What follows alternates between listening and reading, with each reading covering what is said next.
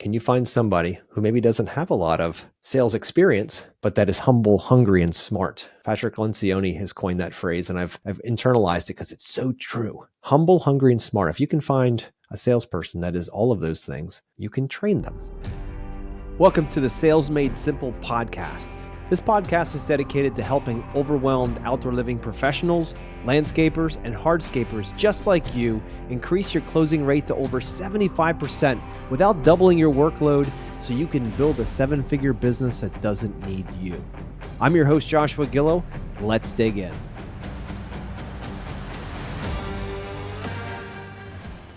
Hey, everybody, welcome back. This week, I'm going to be jumping into dissecting some of our call last week. I had a call with Alex Gillow over at Inca Stone. And if you haven't taken a look at the insane truck that he's making out of stone, he's doing it out there in that Pittsburgh area. Take a look at it. It's Inca_Stone on Instagram. And take a look. It's crazy. Anyway, awesome guy. Had a great conversation. He brought up some really good points.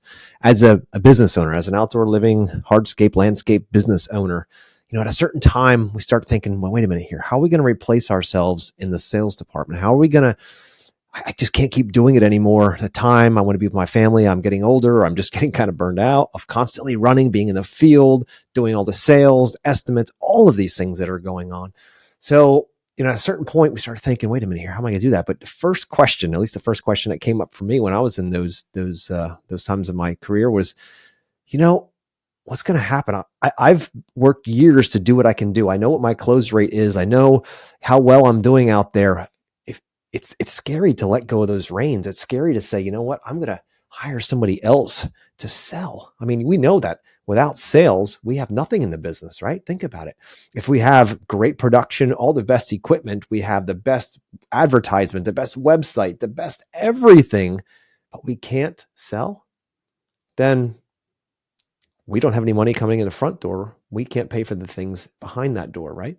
So you'll always hear me talking about this idea of service versus selling, right? Service means it comes from a different spot. If you're thinking selling, a lot of that comes from your head, thinking, I got to sell this person for revenue so I can keep my business open. And what that does is it brings you into your head. And Tony Robbins says it best. He says, if you're in your head, you're dead because you're thinking of logic. We have to be thinking as an industry for our clients, with our clients, from our hearts. And that's where service comes from. When we think from our hearts and we're dialing all of our decisions in on that, and you're thinking, okay, well, I know I'm a business owner. I really want to multiply myself so I don't have to be going out on all these sales calls and all of this stuff. How do I do that in a way that I'm not going to start losing work? Because you need all the work. You don't want to leave a bunch of great projects on the table or have a new sales guy come in and he's straight commission. And all of a sudden he's just telling your clients whatever they need to hear to get a check. And pretty soon, 3 months later, when you're building the project, you just start tearing your hair out because it was wrongly bidded. The client's expectations are all over the place. That person was a yes man or woman telling the client, yes, everything that they possibly wanted to hear was always a yes. And then you're losing money. Right? That's the big fear. It's how do you trust somebody to be able to say the right things at the right time to make sure your company is protected, especially in the sales department. You can get away in the field if you've got other guys watching and they're not laying a paver correctly and they can always get corrected, or bush isn't planted right. You can always move it or adjust it. When it comes to sales, you get one shot. How, as an owner, do you let that go and trust that your teammate, your team member, I don't like the word employee if you haven't noticed yet, your team member is doing a great job and is going to be able to best represent the company and give that client the best experience? Because you've heard me say it before, the better the experience, the better chance of a referral. And a referral is a warm, ready to go customer that wants you to work for them. If we can build an outdoor living company that gets constant referrals coming back in, either from the same client or from friends and family, because you did such a great job and you had them feel something throughout your experience. Man, isn't that the dream?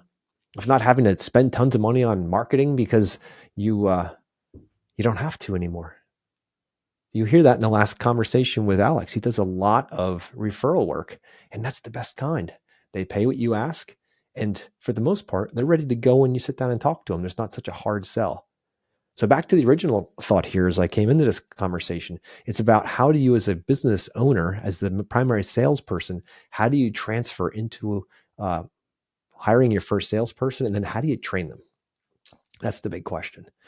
And like you heard with Alex there, he's focusing on, if you haven't listened to the last episode, swing back and listen to it. It's a great episode. He's an excellent guy, and he's just got a good heart, and I love his personality. But anyway, point is, now you're at that crossroad, you're making that decision. Can you find somebody who maybe doesn't have a lot of sales experience, but that is humble, hungry, and smart? Patrick Lencioni has coined that phrase, and I've internalized it because it's so true. Humble, hungry, and smart. If you can find a salesperson that is all of those things, you can train them. The problem is, how do you train somebody to be just like you? And unfortunately, it's not possible. They can learn ideas and tricks and tools and strategies from you, but they're always going to do it their own way unless you create a standard SOP, a process, if you will, of how your company sells. Now, I know that can sound crazy because most companies out there, most contractors that are selling, they don't think much about sales being a process. They think about something they just need to do and say some things to a customer to get that project to move forward. But when you slow it down, meet with less customers, go deeper with each one, you have more time to start thinking about exactly what you're saying, being purposeful, not just winging it each and every time. I know that because I used to wing all of my sales appointments. If I would get a bunch of objections in the middle or even toward the end when it comes to price or timing, or I got to talk to my wife, whatever it might be, I would think if I just knew that one little question I could ask them that would switch them and, go from, I don't want to buy this from you to, I want 3 of them. That would be amazing. So I searched all over for that, but that stuff just isn't true. It's snake oil.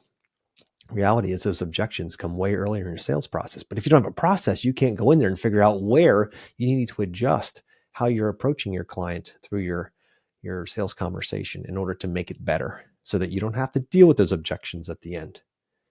I hope this is making sense, listeners, because it is so important. If you are an owner and you want to hand off the sales responsibility, you have to have a system and a strategy in place that you can both look at and say, that's how we do it here at ABC Landscaping.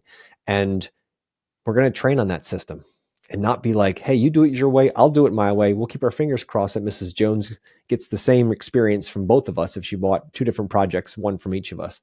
That's just not going to happen that way.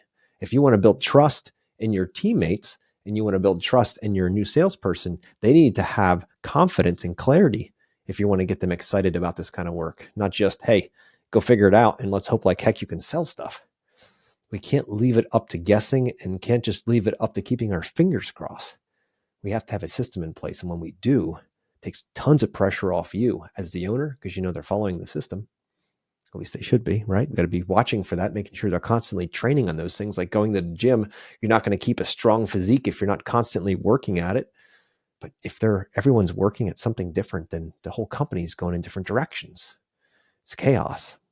Imagine if you had clarity and certainty about one system that could take you from where you are now to as big as you want to get, all with just a little bit of training and then having some maintenance involved in order to keep that new skill sharp.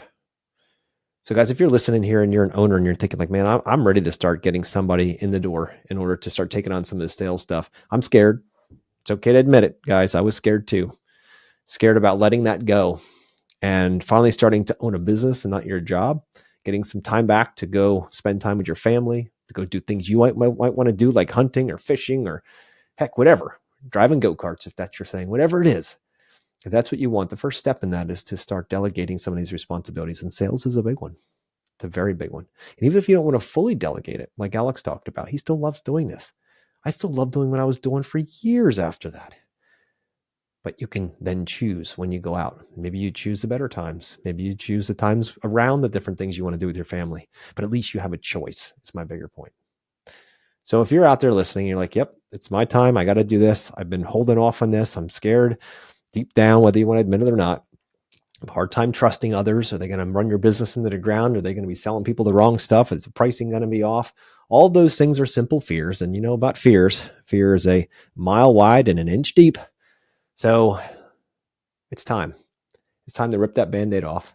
It's time to start thinking, you know what? It would be great to hire somebody to take care of that for me and to be part of a team. If that's what you want to do and you don't want to spend the next 10 years trying to figure out how to do it, book a call with me. We do this every day. We work directly with business owners and teams to teach them a sales process specifically only for our industry, for the landscape, hardscape, and outdoor living industry.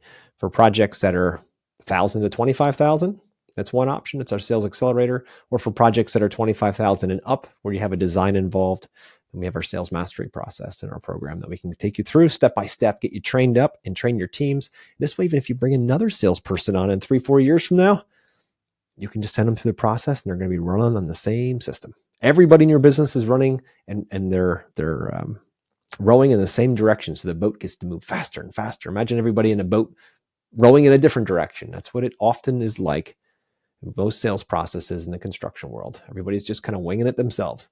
But imagine if you were all fine-tuned and you were all rowing in the same direction. Imagine how fast your business could grow.